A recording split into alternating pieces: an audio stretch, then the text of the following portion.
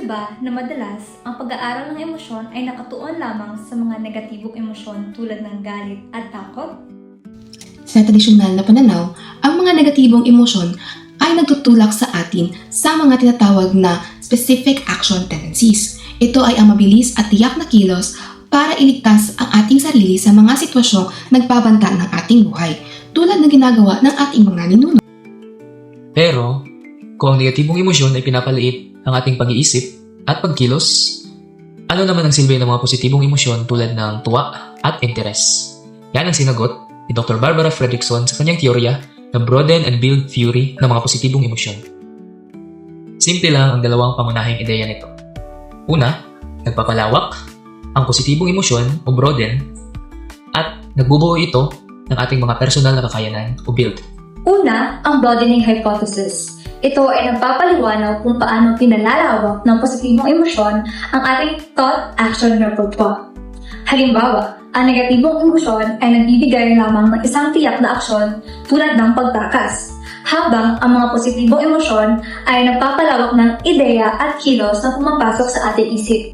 Halimbawa, ang tuwa ay lumilikha ng pagnanais na maglaro at pagiging malikhain. Ang interes naman ay nag-uudyok sa atin na mag-explore at matuto. At ang pagkakontento ay nag-uudyok sa atin na namnamin at isaisip ang ating mga karanasan sa ating pananaw. Pinapakita ng mga pag-aaral ng mga positibong emosyon na ang ating pag-iisip ay nagiging mas flexible, mas malikhain, at mas bukas. Ito ay naiuugnay sa pagtaas ng dopamine sa ating utak. Dagdag pa ito, isang eksperimento na nagpapakita na ang mga kalahok na nakakaramdam ng positibong emosyon ay nagbibigay ng mas maraming posibleng aksyon kumpara sa mga kalahok na nakakaramdam lamang ng negatibong emosyon tulad ng galit at takot. Kaya, ang pagpapalawak ng isip at kilos dulot ng positibong emosyon ay nagtutulay sa atin sa pagbuo ng ating personal na resources.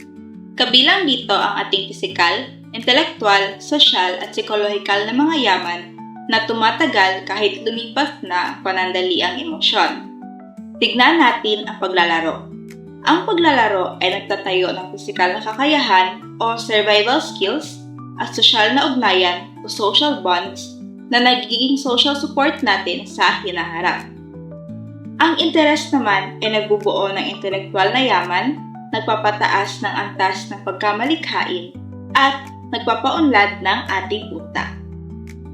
Sa mga pag-aaral, ang mga batang may secured attachment o karanasan ng consistent na pagmamahal ay mas matiyaga at mas mahusay mag-solve ng problema at nagpapatunay na nagpapatuloy ang mga intelektual na yaman hanggang pagtanda.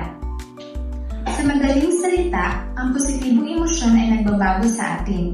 Nagiging mas malikhain, maalam, matatag, at malusog tayo. At dito pumasok ang pinakamahalagang epekto, ang upward spiral. Ang mga positibong emosyon ay nagpapahusay sa ating broad-minded coping o kakayahang harapin ang mga problema ng may mas malawak na pananaw. Kapag mahusay tayo mag-cope, mas nakararanas tayo ng positibong emosyon. At ito ay umuulit. Sa huli, ipinapakita ng teorya na ang kakayahang makaranas ng positibong emosyon ay naging mahalaga para sa kaligtasan ng ating lahi. Ang ating mga ninuno na nag-explore at naglaro ay nag-ipon ng mas maraming yaman na nagdulot ng mas taas na tsansa ng pag-survive.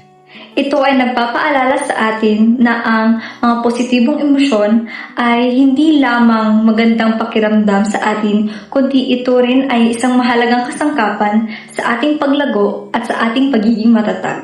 Kaya mag-explore, maglaro at namnamin ang sandali.